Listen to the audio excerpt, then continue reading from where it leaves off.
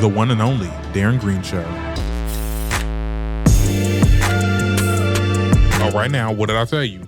What did I tell you? I told you I was going to get back on here and say what I need to say, okay? Because, girl, the Oscars done dropped, and, girl, I got a lot to say. I got a lot to bring up. We got a lot to talk about. We about to get into that right now. Hey, how y'all doing? This is the Darren Green Show, your weekly dose of pop culture news, music, social media gossip, and reality TV. Be sure that if you are watching this on YouTube to leave your thoughts in the comments. And if you're not subscribed to the channel, girl, what are we doing? Subscribe to that goddamn channel and to our audio listeners, because we are on the audio podcast today.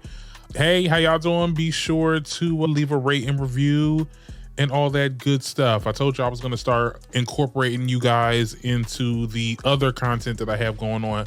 This is going to be a lot smaller of an episode, of course, because we're just going to be talking about the Oscars. I don't have much to talk about. We're not going to get into every single category. I'm only going to talk about the people that won, people that should have won, what people was wearing. And to the words to Issa Rae, I'm rooting for everybody black. And that means we talking about everybody black and people that I care about that's outside of that sector, okay? So it's a lot. Where do we even start? I guess we can start with the fact that we had Conan as the goddamn host. Do I have anything on him, child? Hold on. Conan being the host, we can get into that a little bit. And as crazy as this may sound, because I was dragging him for the last couple of years because of that situation, and we all know who we talk about, Chris Rock. I kind of miss Chris Rock. Like, ever since Chris Rock stopped me hosting these damn shows, I'm like, the hosting is a lot. It's boring. Like, I always felt like Conan was a very obnoxious. It's not that it's boring. Let me just not say, because Conan is not boring. Like, he's definitely the type. I'm not laughing. I'm not like, my stomach is not hurting after laughing for 5 minutes, after watching a skit of his or anything like that. Like, he has that chuckle humor, it's like, that's all you get. Like, it's not funny. I'm not falling out my chair or anything like that. It's very long drawn and on, and he uses other people and other elements to really fuel his comedy. Like when he had Adam Sandler do that little bit, which I thought was stupid. And other things that he would do, like he did like a whole, I hate when they do this at the Oscars, when they do a funny musical thing, like not cool, not funny. His monologue was just, I felt like, honestly, Jimmy Kimmel's was even better. Jimmy Kimmel's monologue was way better. Okay, let's be very clear. I think the only thing that really interests me about or humored me a little bit about his hosting was when he made this little thing right here, child. Girl, listen, I know you already heard it. Halfway through the show, which means it's time for Kendrick Lamar to come out and call Drake a...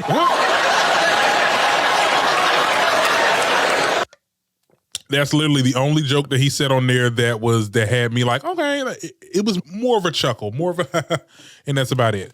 Yeah, that's about it. His opening monologue was trashy. Not trashy. It just didn't do anything for me. I don't care. Yeah, we need somebody else hosting, child. Conan ain't it, honey. He ain't it, okay? And I'm sorry if y'all get into Conan, my bad. That's just my opinion. Comedy is subjective. But there was a writer that actually made the joke, because I saw this article here on TMZ. It says Conan O'Brien joke writer. That's what I'm saying. Like, you're a comedian. You got joke writers. Oh, that's horrible. I'm pretty sure Jimmy Kimmel would never. Well, I think Jimmy Kimmel got writers. I want to say he has writers, but definitely not no damn Chris Rock. But y'all quote me on that. But it says that Conan O'Brien's joke writer, Kendrick Drake pedo bit, not personal, just a pop culture reference. Okay, so okay. I guess he made the tweet here, wrote the Kendrick Lamar joke, and bet our executive producers $50 that it would kill. Just made $50. Yeah, that was definitely the highlight of Conan's hosting, because nobody cared about anything else. I was watching it with my mom too, because she was like, "Oh my goodness, he get off the goddamn stage." Like, she was waiting on it, and she don't watch the Oscars. I had to make her watch the Oscars with me, because I'm like, I ain't gonna be watching the Oscars by myself. Look, I want to watch it. Let's watch it. And also, the cable is not hooked up to my TV in the room, so I had to go downstairs anyway. So I'm like, oh, I gotta take over the TV for a couple hours, child. Yeah. How I felt about the Kendrick joke. I mean, there were some people that were kind of upset about it. Somebody said the fact that they're treating Drake worse than Diddy. There was no Diddy jokes like that. And you know what? That could have been the perfect opportunity. No, there's no, and I still feel like the Drake joke should have still been there. Okay, I don't care what nobody say. I said what I said. The Drake joke should have still been there. But yeah, we should have had a little bit more Diddy jokes. I mean, come on, let's why y'all letting up on Diddy a little bit? He ain't does not deserving of a drag during an Oscars event. But I don't know. Maybe well, here's the thing. I think Diddy's situation is a little sensitive, and it's a lot of victims. It's a lot of artists and people, public figures, and entertainers that have suffered at the hands of Diddy. So I think it could have just been in poor taste. But these comedians that get on these platforms and these award shows, poor taste kind of just gets thrown out the window. That whole, that's in poor taste. Because I mean, you brought up, you said the word, the P word, referring to Drake. So I mean, what's the difference of you making digs at Diddy? I don't know. I still feel that look, say what you want to say. I definitely feel like if Chris Rock was on there, and this is not me saying I'm a fan of Chris Rock, I still think he's problematic as hell, and he deserved that damn Oscar slap that shook the world, right? But I definitely feel like he would have definitely made some jokes on Diddy, and it would have been it's something to laugh to, child. If you're gonna sit up there and talk for the next 5 minutes straight, at least give us some type of pop culture reference that happened in the last year, child, like the Diddy situation. I don't know. I didn't like his hosting. I mean, I'm pretty sure he's gonna come back because they usually keep them on. They have them come back a lot. So we're gonna have some more years of Conan. I really didn't care for. We can get into the looks. What I have saved on my computer, or my saves, are what I call like the best dressed, because I don't think that I don't have nobody to drag for their outfits, because I felt like you either did really well or you did really safe. You get what I'm saying? It was a lot of safe, like Zoe Zandalalala. We're gonna get into her ass a little bit later, but let's get into the outfits. When I say Lizzo, oh my God, like she looks so good. She looks so good. The hair T, body T, the fit is also T as well. Everything is T. Like she just looked like Arizona tea right now. Like it's giving tea. And I'm just so happy for her and her new little transformation. And she got a man on her side too. Where that fine ass man at? Where that fine ass man at? Okay, who is Mike Wright? Okay, Mr. Wright. Okay, Lizzo know how to keep herself a man, child. Now she know how to keep herself a man. Let's be very clear on that. Shout out to her. Quiet as kept. Look, Lil Nas X, it wasn't too much. You know what I'm saying? And let's be clear, I love when he does too much.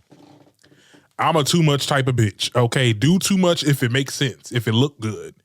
But this was kind of simple, and I liked it. It's very, it complements a lot of things. You know what I'm saying? And he fine little piece of chocolate little fan. Oh, I wanted to bring this up too, because now Oprah Winfrey and Whoopi Goldberg, they spoke on Quincy Jones because he did pass recently. They did a little bit of a tribute. I believe also Queen Latifah, she performed. But I just want to talk about this fit that Whoopi does. Okay, Whoopi, like who's the designer? Who did this electrifying dress, this blue, and oh my God. And you know, a lot of people gonna be like, oh my God, that Ozempic. People like to throw around Ozempic, child, because they ain't got nothing original to say about somebody when they have a drastic weight loss. But I feel like her weight loss is kind of gradual. So like the Ozempic comments is so corny now, like it's so dated, but like she does look good. Like she looked like the Whoopi that I grew up with, child, like the Whoopi back in the day. Really good. Oprah Winfrey is wearing a pantsuit. Yay. Anyway, so yeah, that was one of the better outfits. I love Cynthia Erivo. Cynthia. They really robbed you of an Oscar, because I don't know who that girl is that won the best leading actress, but you carried movies. You carried the movies last year. There was no other movie that gave best leading actress other than Cynthia Erivo as Elphaba. Okay. I at first I was going to get up here and talk smack and all this other stuff, that and third. At the end of the day, it's the Oscars. I was saying this to my mom yesterday. Like, I was like, I really want to know who are these people that vote every year, honestly. Like, who are these people? What demographics do they come from? What backgrounds? How old are they? Because at the end of the day, child, it's the same thing. What I like this, like, the Oscars award critically acclaimed. They award the movies that are not popular, but the movies that say something that has a deeper meaning or whatever the case is. They never award the popular movies, but sometimes the popular, like the big blockbuster movies, they are worthy of an Oscar. You get what I'm saying? I just thought that it was, Cynthia Erivo, she really gave us a good performance. Her and Ariana. Ariana Grande was also robbed of Best Supporting Actress. You mean to tell me, and we can get into Zoe Zadala in a little bit. I'm going to get into her ass a little bit later. But I definitely felt like Ariana Grande should have gotten Supportive Actress, as Cynthia should have got the Best Leading Actress. It's a no-brainer. But I really want to know who these people are that makes that makes the decisions, because it's very flawed and it's showing. And that's the thing. That's the problem I have with a lot of these prestigious award shows. They give it to the wrong people, wrong movies, or wrong whatever.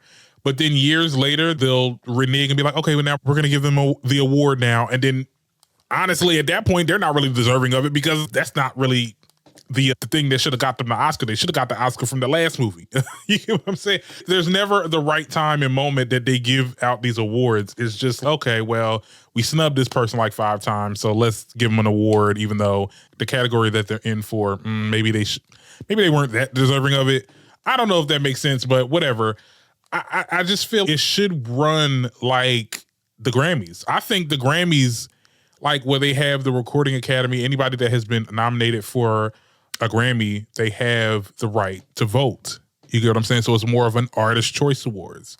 I think it should be an Actors Choice Awards for the Oscars. I don't trust that this small panel of judges really can decide what is the best movie of the year because of the receipts. I mean, look at the material.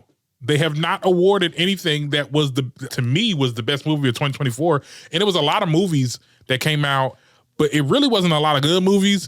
And the movies that were rewarded, I'm like, okay, fine. Okay, it's artsy fartsy. It's definitely critically acclaimed. And I can't really speak too much on the movies that won, because I didn't watch a lot of the movies that were nominated. But yeah, no, it's a no for me, dog. They should have definitely gave Cynthia and Ari them awards. Okay, let me give a bomb. Let me give myself a bomb, because girl, that shit, it pissed me off. I should say. Speaking of Ariana Grande and Cynthia, first of all, they opened the show. I was so mad at you damn Oscars.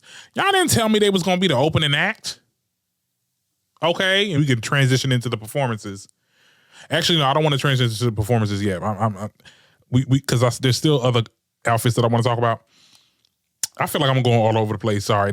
I'm so sorry if this is like not a like structured episode. I just have a lot of things to talk about.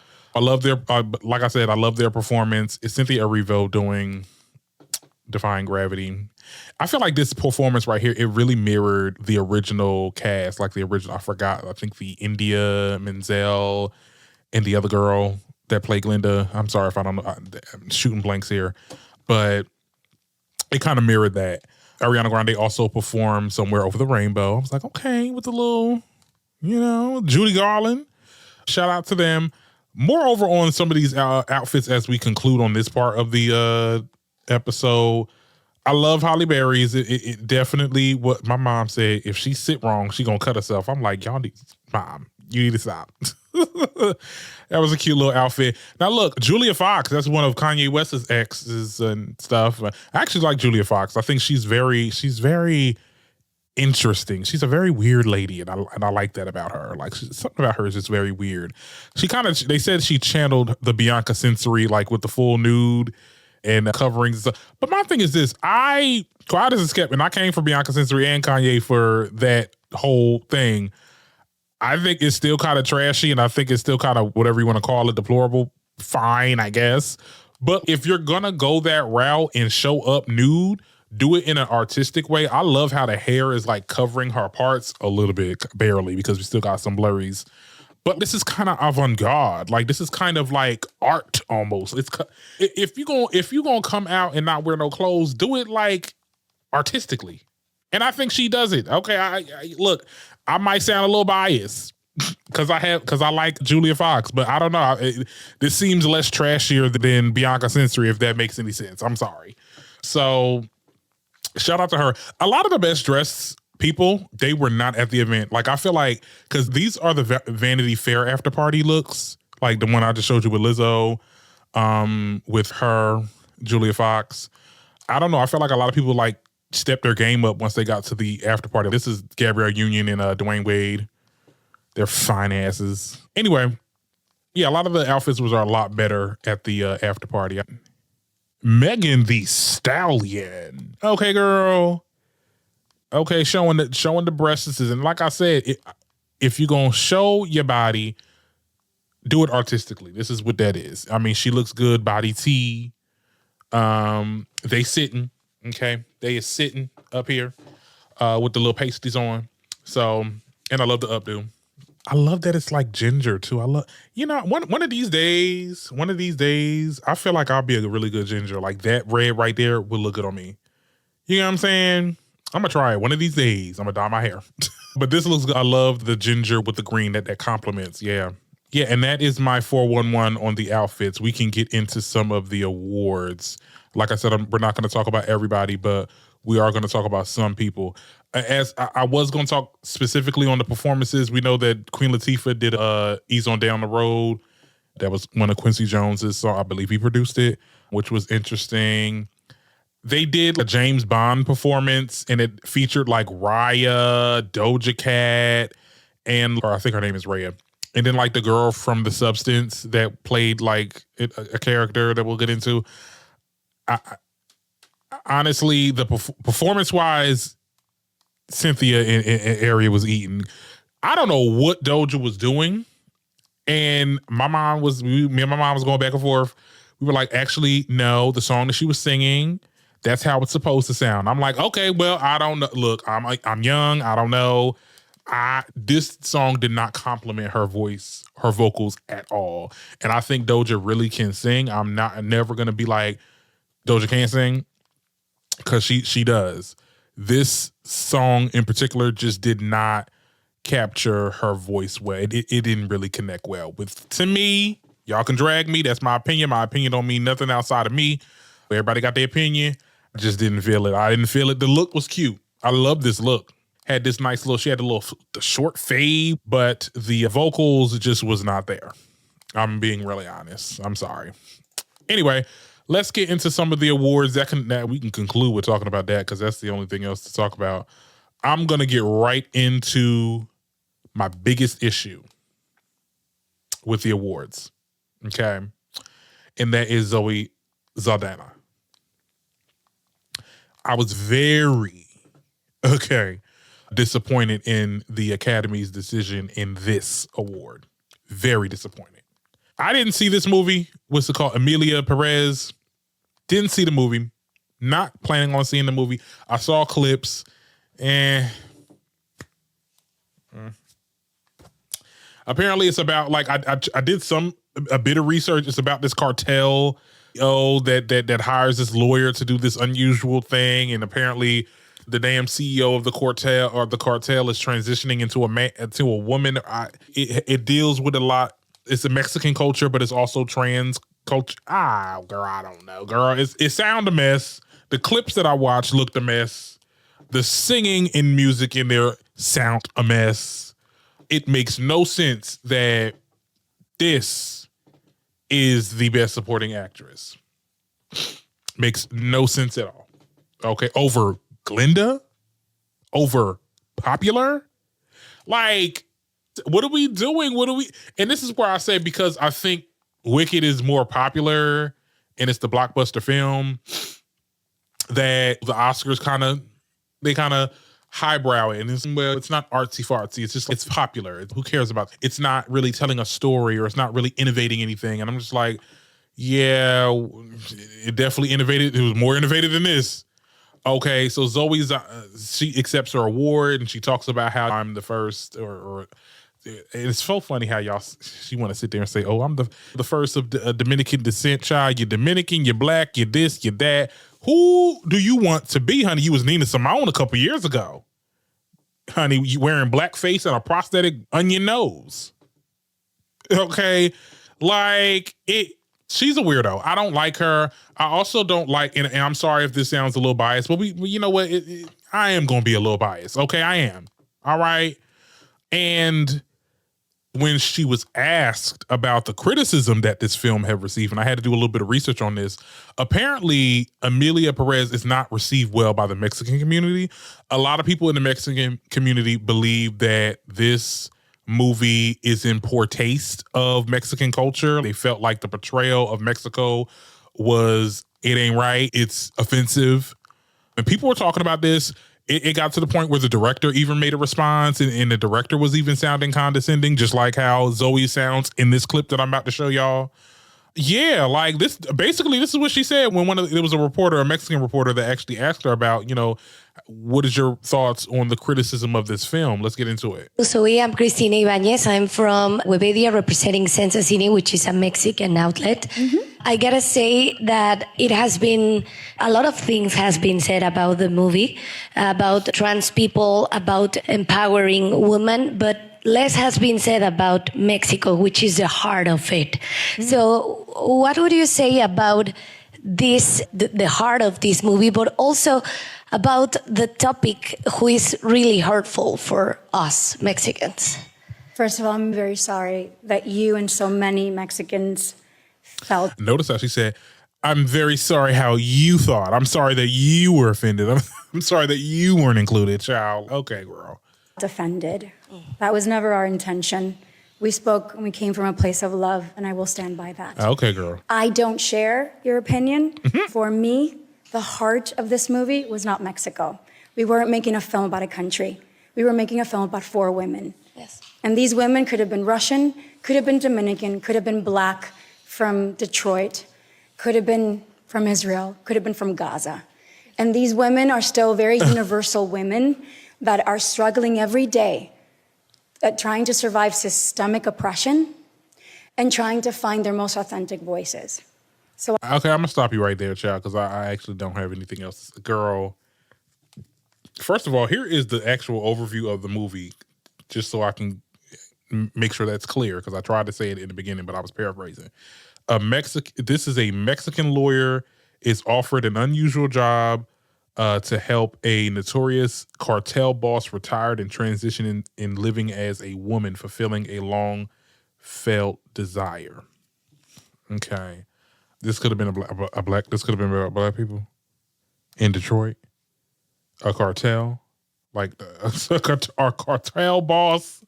I mean, I kind of get what she was trying to say. You could have filled the blank race-wise with whatever scenario, and it would have played out how it was going to play out. I don't think that was the conversation, even as the reporter is saying they don't feel included. I don't think inclusion was the issue. I think it was the portrayal, because it did portray, from my understanding, a little bit of Mexican culture was implemented into this. And the criticism was that it was in poor taste. Now, what this reporter is asking is that there was no inclusion. I don't think that's the case. I think it's the other way around. But for her to sit there and say this could have been anybody, and then for her to invoke like freaking Israel, this could have been people from Israel or Gaza on some performative type shit, like that right there. And that's why people in the comments was like, it's real condescending. It's giving, you're upset. I'm sorry, but I don't agree with that. I think no comment should have sufficed. And that's the thing, because these actors don't know about shit. These actors in general. Okay, they get their lines, they play the play, they do what they gotta do, get their award if they win, get their money in dip. I would have been like, no comment. I have no comment. Because at the end of the day, and fine, if you would have been like, damned if you do, damned if you don't, they probably would have still dragged you if you would have said no comment. But I felt like this response was even worse. This response really hurted your case a lot. And that's why people don't really mess with you like I guess you want them to mess with you, because it's very condescending. It was very snarky also for her to sit there and say, oh, well, I'm sorry that you were offended. Nothing said should have sufficed. Okay. Get your award. Ask the other questions. Be like, look, I'm not answering that question, or no comment. I feel like this is not the place. And we can have that sit down, because at the end she did kind of come together and was like, well, I'm willing to have that conversation with Mexicans and stuff like that. That's cool. I would have been like, look, I have no comment on the matter, but I'm willing to have this conversation for the foreseeable futures and stuff like that. Look, they still would have dragged you. No matter what you would have said, somebody would have dragged you. But that shit that you said, what? Like, that was worse. Oh my God. And that's why Ariana Grande should have won. Damn. Whoo, child. Anyway, let's conclude with talking about the other winners, right? Because there were some that I wanted to mention. I don't really care about Best Picture. Best Leading Role, Actor in a Leading Role. Surprised it didn't go to Timothy Chalamet, because they really was, the way the media was really like promoting Timothy Chalamet. He had won another award and he spoke highly of other actors and actresses. Like, I really thought they was going to give it to him. But better luck next time. Actor in a supporting role. Yeah, I didn't really care about that. Actress in leading role, like I said, they gave it to Mikey Madison in Anora. I didn't see the movie, so I can't really judge based on that. I believe actress in the supporting role, that's Zoe. Animated film feature Flow, 1 out of Inside Out 2. That's what pissed me off. And this is again where I say that the popularity, like, Oscars don't normally like to award popularity, but Inside Out was a freaking masterpiece. Inside Out 2, excuse me. The first one too. 1 and 2. Okay, let's be very clear. This was a masterpiece. You get what I'm saying?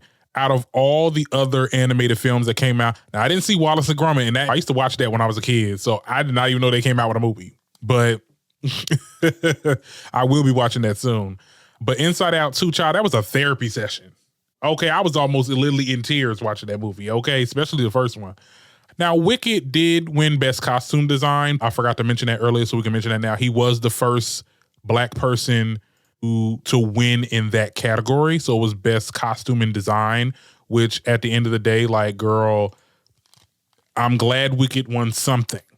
Because yes, the costume design was T. Okay. And I just knew something about it. And I said it when he won too. I was like, I just knew somebody Black was behind some of them garments. Okay. Let's be very clear. So I was so happy to see that. Best Directing, Anora. I ain't care about that. Feature film. It's certain award categories that I really do care for, and that's why I stay up for, because I watch the highlights after a certain time. I'm like, girl, I got to go to work at 7 p.m. So I ain't got time for none of that. Let me see. There was other stuff that I wanted. I thought Wicked got something else. Like, I thought, so Wicked only got the costume design. Oh, yeah, Wicked did win Best Production Design. Yeah, that was, yeah. Production design, great. Got that shit looking like Oz. Yeah, I knew they was going to win for something. Best Live Action Short Film, I'm Not a Robot. Okay. Sound, Dune 2. Yeah, that's pretty much, yeah. And visual effects too. Dune got it for that as well. Seems like Anora got a lot of stuff, but it's not showing here, but also like the Substance. Let me tell you something. I watched The Substance. They won for Best Practical Effects, or I think it was like makeup and practical effects, or whatever the case is. But they won for that, and it is definitely rightfully deserved. Because when I tell you that damn movie gave me, girl, I was literally hacking the entire time. That's how disgusted I was with what they created, child. It was a good movie, but I'm never watching that again, child. And that's pretty much it of my thoughts on the awards. I think award season is done for a minute. So you guys will tell me what y'all think in the comments, and we'll leave on that, okay? See you guys next week for the next episode. Actually, this makes $2.99, if I'm not mistaken, because I believe I just dropped $2.98 on Monday. So the next episode will be the 300th episode. So Kudos to me. Good for her. Girl, I don't know what I'm gonna do. I don't know if I want to have some people on or have a section where I bring the best of. It's 300 episodes, child. Oh my God, I did this 300 times. Girl, I'm so crazy. Anyway, see y'all next time.